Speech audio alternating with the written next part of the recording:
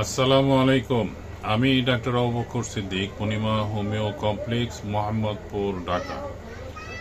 আমাদের শরীরে থ্যালাসেমিয়া কিভাবে বিস্তার লাভ করে এই ব্যাপারে একটু ধারণা দেব।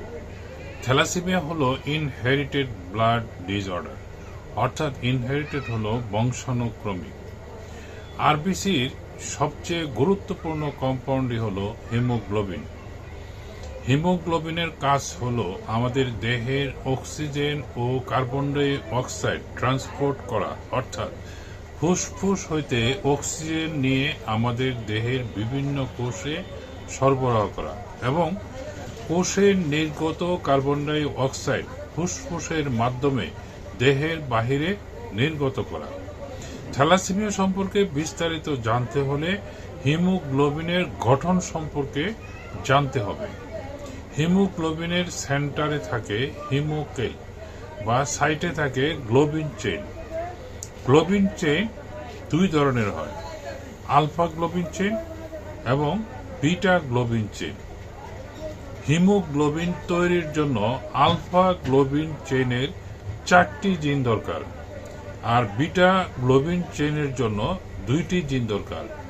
অর্থাৎ হিমোগ্লোবিন তৈরির জন্য মোট 6টি জিন এর প্রয়োজন হয়।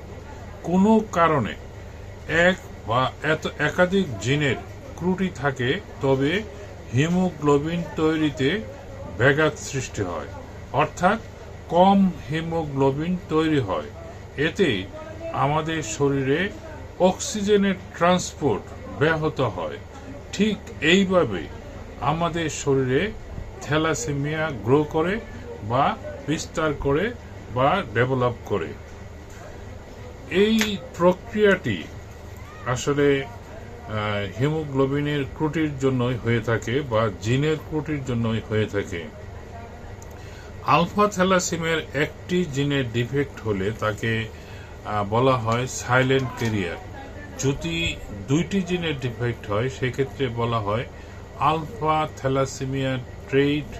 যদি 3টি জিনের ডিফেক্ট হয় তাকে বলা হয় হিমোগ্লোবিন এইচ ডিজিজ। আর যদি 4টি জিনের ডিফেক্ট হয় তখন তাকে বলা হয় হাইড্রোস্পেশালিস্ট।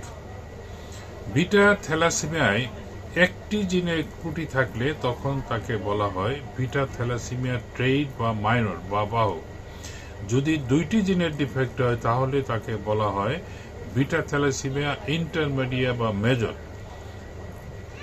এই হলো আমরা থ্যালাসেমিয়া আমাদের শরীরে কিভাবে বিস্তার লাভ করে সে সম্পর্কে একটু সম্যক ধারণা দিলাম।